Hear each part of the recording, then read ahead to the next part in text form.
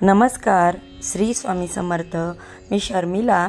माझ्या या यूट्यूब चॅनलमध्ये माझ्या सगळ्या गोड ताईंचं, मैत्रिणींचं आणि स्वामी भक्तांचं तसेच माझ्या सगळ्या यूट्यूब फॅमिलीचं अगदी मनापासून स्वागत करते।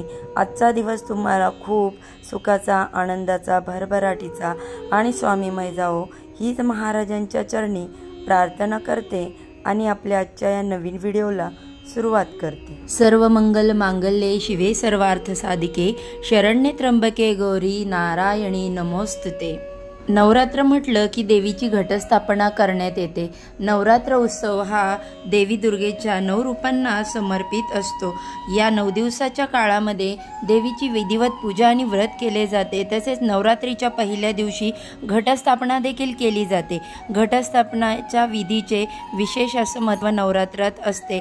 आणि बघा, जर आपल्या घरामध्ये आपल्या कुलदेवीचे घट बसवतात, बघा प्रत्येकाची पद्धत आणि परंपरा ही थोडीशी वेगळी असते, परंतु घटस्थापनेची शास्त्रोक्त पूजा आणि विधी ही सारखीच असतो। यंदा नवरात्र हा 22 सप्टेंबरपासून सुरू होत आहे, त्यामुळे नवरात्रीच्या पहिल्याच दिवशी आपल्याला घटस्थापना करायची आहे आणि घटस्थापनेची योग्य पद्धत बऱ्याच जणांना माहीत नसते। आणि बघा, म्हणूनच आज आपण घटस्थापनेचा मुहूर्त काय आहे, कशी घटस्थापना करावी याबद्दलची संपूर्ण माहिती जाणून घेणार आहोत। तसेच बघा, त्यासाठी व्हिडिओ स्किप न करता शेवटपर्यंत नक्की बघा। चॅनलवरती नवीन असाल तर सबस्क्राईब करा आणि जास्तीत जास्त लोकांपर्यंत हा व्हिडिओ शेअर करा। बघा, घटस्थापनेच्या दिवशी सर्वात आधी आपले देवघरातील देव जे आहेत ते विधिवत त्यांची पूजा करून घ्यायची। पंचामृतांनी त्यांना स्नान घालून घ्यायचं, त्यांची विड्याच्या पाण्यावरती आपल्याला पूजा करायची आणि त्यानंतर आपल्याला घटस्थापना करायची आहे। घटस्थापना करण्याच्या अगोदर आपण अखंड दिवा देखील लावू शकता। बघा, तुम्ही जरी घटस्थापना करणार नसाल तरी पण तुम्ही घरामध्ये अखंड दिवा लावला तरीही चालेल। ओल्या कुंकवाने तुम्ही अष्टदल कमल काढू शकता, त्यावरती अखंड दिवा ठेवू शकता, किंवा मग तांदळाने देखील तुम्ही अष्टदल कमल काढू शकता। परंतु बघा, 8 ते 10 दिवस हे तांदूळ असेच राहणार असतात, तर ते खराब देखील होऊ शकतात आणि काही दिवे देखील गळले जातात तेलाने, ते तांदूळ खराब देखील होतात। सर्वात आधी बघा, घटस्थापना करण्या अगोदर आपल्याला ती जागा स्वच्छ करून घ्यायची आहे। तिथे आपल्याला रांगोळीने स्वस्तिक काढायचं, हळदी कुंकू अक्षदा फूल अर्पण करायचं। त्यानंतर आपल्याला पाट किंवा चौरंग मांडायचा, त्यावरती लाल वस्त्र अंतरायचं आहे। त्यानंतर आपण घटस्थापना करणार आहोत। बघा, घटस्थापना करणार च्या अगोदर सर्वात आधी आपण दिवा लावून घ्यायचा, दिव्याची पूजा करून घ्यायची, त्यानंतर गणपती बाप्पांची पूजा करून घ्यायची। त्यानंतर जोडविड्याच्या पानांवरती सर्व देव बसवले जातात आणि ते 9 दिवस हलवले जात नाहीत। देवांना आंघोळ घातली जात नाही, त्यांची पंचापचारे पूजा केली जाते। धूप दीप ओवाळून फुलं वाहिली जातात, हळदी कुंकू वाहिलं जातं। पण आता बघा, इथे आपण गणपती बाप्पांची स्थापना केली, त्यांची विधिवत पूजा केली आणि बघा त्याच्यानंतर आपली आता घट बसवण्याची जी पद्धत आहे ते आपण पाहणार आहोत। बघा, आपण घट जो आहे तो आपल्या देवघरामध्ये देवांच्या समोर बसवत असतो, त्यामुळे देवांची पूजा करून घ्यायची। तिथेच खाली पाट मांडून ती घटस्थापना आपण करू शकता। तुम्ही जमिनीवरती ताट ठेवून घटस्थापना करू शकता, परंतु आपण हे जे घट आहे ते 9 दिवस बसवत असतो। देवीचं प्रतीक म्हणून, कुलदेवीचं प्रतीक म्हणून हे घट बसवतो, त्यामुळे ते चौरंगावरती किंवा पाटावरती घटस्थापना आवश्यक करावी। सर्वात आधी ताट ठेवायचं, ताटावरती एखादी पत्रवळी ठेवायचं किंवा मग टोपली देखील ठेवू शकता आणि त्यामध्ये आपण मातीचे 2 थर येतील अशी माती टाकायची आहे, पसरवून घ्यायची। अगदी 1 इंच ते 2 इंच हा मातीचा थर पसरवायचा। त्यामध्ये आपल्याला मातीचा घट ठेवायचा, घट स्वच्छ धुवून घ्यायचा, म्हणजे त्यातली छिद्र जी असतात ती ओपन होतात आणि घट जो आहे तो सचित्र बनतो आणि पाण्याचा निचरा होऊन घट उगवण्यास चांगल्या मदत होतं। आता त्याच्या गळ्याला लाल पिवळा म्हणजेच कलाव्याचा धागा बांधून घ्यायचा। घटामध्ये हळदी कुंकू अक्षदा, 1 रुपयाचं नाणं, फूल, सुपारी घालायची, 5 विड्याची पानं घालायची आहेत। विड्याच्या पानावरती देखील तुम्ही हळदी कुंकू लावून घेऊ शकता। घटस्थापना करण्यासाठी तुम्ही जी माती घेणार आहात ती माती जास्त मऊ नसावी, त्यामध्ये थोडेसे खडे असावे किंवा मग ती जाडसर माती असावी आणि माती जी आहे ती भरपूर चाळून घेऊ नका। अशी माती जर तुम्ही घेतली तर पाणी घातल्यावर ती दबली जाते आणि धान्य व्यवस्थित उगवत नाही। त्यानंतर बघा नारळ आपण त्याच्यावरती ठेवायचा आहे। काही ठिकाणी नारळ ठेवतात तर काही ठिकाणी नारळ नाही ठेवत, वाटी वगैरे ठेवली जाते। तुमच्या कुळाचाराप्रमाणे तुम्ही करा। आता आमच्याकडे नारळ ठेवला जात नाही, आमच्याकडे वाटी ठेवली जाते आणि त्या वाटीत पुन्हा माती टाकून त्याच्यामध्ये धान पुन्हा टाकलं जातं। ज्यांचा जसा कुळाचार आहे त्या पद्धतीने करा। तुम्ही व्हिडिओ बघून जर दुसऱ्याच्या कुळाचाराप्रमाणे करू नका। आता बघा हा मातीचा जो घट आहे तो संपूर्ण भरून घेतला, तो अगदी 9 दिवस थोडं थोडं ते पाणी आहे ते खाली झिरपत राहतं आणि घट आपल्याला हलवायचा नसतो। जर कुलदेवतेचं प्रतीक म्हणून आपण हा घट बसवलेला असतो तो घट हलवायचा नाही। घटाला पाणी देखील कसं घालायचं हे सुद्धा मी तुम्हाला सांगणार आहे। तर बघा त्यामुळे नारळ न हलवता आपल्याला या घटाची पूजा जी आहे ती रोज करायची आहे। कलशाला पण हळदी कुंकू लावून घ्यायचं, घटाला 5 ठिकाणी नाम ओढून घ्यायचे। कलशाला तुम्ही कापसाची माळ घालू शकता, कलशाला तुम्ही गजरा सुद्धा घालू शकता। त्यानंतर आपण लाल फूल अर्पण करायचं आहे, कापसाचं वस्त्र व्हायचं आहे। यामध्ये आता आपल्याला धान्य पेरायचं आहे।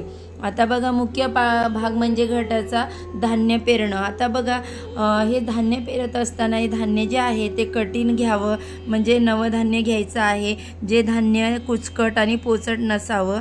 जे धान्य आहे ते व्यवस्थित उगवत नाही पोचट असेल तर, म्हणून धान्य घेताना चांगलं बघून घ्यायचं, निवडून घ्यायचं। या अगोदर मी व्हिडिओ शेअर केलेले आहे, त्याच्यामध्ये सविस्तर माहिती दिलेलीच आहे। काही ठिकाणी विकत पुडी मिळते नवधान्याची किंवा सप्तधान्याची, पण तुम्ही ते आणू शकता। घेतल्यानंतर ते निवडून घ्यावे, जुनं नाही ना ते पाहून घ्यावे, पोचट नाही ना हे सगळं व्यवस्थित गोष्टी चेक करून घ्यायच्या। आता बघा बऱ्याच जणांना प्रश्न पडतो की धान्य घेत असताना कोणतं धान्य घ्यायचं। आता बघा सप्तधान्यामध्ये गहू, ज्वारी, मका, हरभरा, हिरवे मूग, त्याच्यानंतर जवस, सातू, ह्या व्यतिरिक्त तुम्ही बाजरी घेऊ शकता। अजून एखादं धान्य तुम्ही त्याच्यामध्ये मिसळून धान्य पेरू शकता। सप्तधान्य घेतली तरी चालेल, तुमच्या घरामध्ये जी काही धान्य आहे ती घेतली तरी चालेल, विकत आणली तरी चालेल। आता ही धान्य आपल्याला पेरायची आहेत। बरेच जण काय करतात मातीमध्येच धान्य मिक्स करून घेतात आणि ते काय होतं पाणी टाकलं की त्याच्यानंतर ते खाली दबलं जातं आणि त्यामुळे ते धान्य उगवत नाही, घटाला भुरा येतो, धान्य कुजतं, घटाला वास येतो। तर अशा प्रकारे आपण पहिल्यांदा माती पसरून घ्यायची, त्याच्यानंतर आपल्या वरून पुन्हा आपण धान्य पेरून घ्यायचं आहे। आणि त्याच्यानंतर मग काय होतं की हे घट जो आहे तो चांगला उगवतो, हिरवागार उगवतो, लवकर त्याला अंकुर फुटतात आणि आपलं अंकुर जे आहे ते दाटसर उगवतं। बऱ्याच जणांचा घट पिवळा देखील पडतो, त्यासाठी कोणती चूक करू नये। तर बघा आपण धान्य पेरल्यानंतर अगदी अलगद जी माती आहे ती पसरवायची आहे। अगदी थोडं थोडं धान्य मुजेल एवढीच माती टाकायची, भरपूर प्रमाणात माती टाकायची नाही, ती जास्त दबलं जाईल। आता बघा थोडंसं धान्य झाकेल असंच आपल्याला माती टाकायची। घटाला पाणी घालत असताना आपण थोडंसं पाणी घालायचं, जास्त पाण्याची आवश्यकता नाही।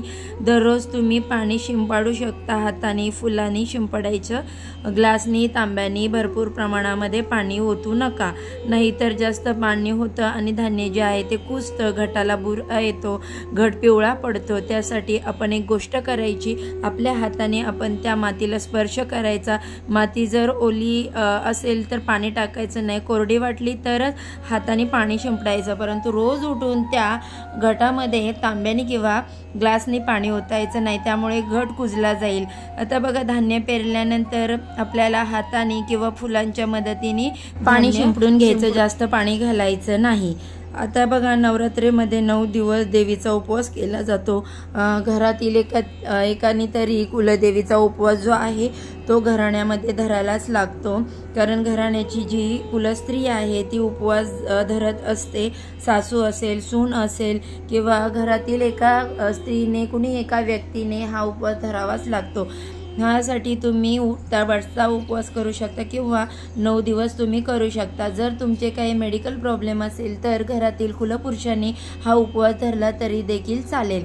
आता बघा, आपण इथे देवीला नैवेद्य दाखवायचं आहे। पहिल्या दिवशी गाईचं तूप आणि साखरेचं नैवेद्य तुम्ही दाखवू शकता। आता बघा, पाण्याने भरीव चौकोन करायचा, त्यावर नैवेद्याची वाटी ठेवायची आणि पाणी फिरवून ओम नैवेद्याय नमः असं आपल्याला 3 वेळा म्हणायचं। जो उपवास आहे तो आपण काही जण उठता बसता करतात, म्हणजेच घट बसताना धरतात आणि शेवटच्या दिवशी एक धरतात, म्हणजे हा उठता बसता असतो। उठता बसता उपवास कसा करायचा, म्हणजेच पहिल्या दिवशी उपवास धरायचा आणि दुसऱ्या दिवशी तो सोडायचा। त्यानंतर अष्टमीच्या दिवशी पुन्हा उपवास धरायचा आणि नवमीच्या दिवशी उपवास सोडायचा। अशा प्रकारे तुम्ही उपवास करू शकता किंवा मग 9 दिवस देखील तुम्ही उपवास करू शकतात। काही जणी अणवाणी राहतात, गादी पलंगाचा काही जण त्याग करतात। तुमच्याकडे जशी पद्धत आहे तशी तुम्ही देवीची सेवा करू शकता। नवरात्रीमध्ये तुम्ही एकदा तरी कन्यापूजन अवश्य करा, दुर्गाष्टमीच्या दिवशी किंवा नवमीच्या दिवशी तुम्ही सप्तमीच्या दिवशी कन्यापूजन केले जातं। तर बघा, नवरात्रीच्या मध्ये देवीची ओटी आपल्याला आवर्जून भरायची आहे। तुम्ही दुर्गाष्टमीच्या दिवशी, नवमीच्या दिवशी किंवा देवीची कोणत्याही दिवशी तुम्ही ओटी भरू शकता। नवरात्रीमध्ये आपल्या दारामध्ये एखादं जनावर आलं, गाई आली, कुत्रा आला तर त्याला हाकलून देऊ नका। एखादा भिक्षुक आला तर त्याला हाकलून न देता त्याला काही ना काही द्या। बघा, नवरात्रीमध्ये एखादी सुवासीन किंवा एखादी कुमारिका तुमच्या घरामध्ये आली तर तिचा मानपान करायचा, तिला हळदी कुंकू द्यायचं आणि बाकी काही नाही दिलं तरी हातावरती साखर तरी त्यांच्या द्या। आणि नवरात्रीमध्ये कोणाचा अपमान करू नका। नवरात्रीमध्ये चुकूनही मांसाहार करू नका, मच्छी मटण खाऊ नका, ब्रह्मचर्याचे पालन करा। तसेच घरामध्ये वाद विवाद भांडणं करू नका, कारण बघा, देवी माता ही आपल्या घरामध्ये सूक्ष्म स्वरूपामध्ये वास करत असते। वातावरण हे पवित्र, सात्विक आणि शांत राहील याचं आपल्याला काळजी घ्यायची आहे। आपलं घर हे स्वच्छ ठेवायचं आहे। नवरात्रीच्या अगोदर आपल्याला घराची स्वच्छता करून घ्यायची आहे। 9 दिवस आपल्याला देवीचे वेगवेगळ्या प्रकारच्या माळा घालायची आणि नैवेद्य दाखवायचे आहे। जी माळ आहे ती माळ रोज बदलायची का, एकावर एक तुम्ही 9 दिवस माळ घालायची। पहिली माळ आपल्याला काढायची नाही। याशिवाय तुम्ही जी काही फुले वाहिलेली आहेत ती तुम्ही रोज बदलू शकता आणि दुसरी फुलं देवांना वाहू शकता। घटस्थापनेचा शुभ मुहूर्त 22 सप्टेंबर 2025 वार सोमवार रोजी सकाळी 6:09 ते सकाळी 8:07 असणार आहे।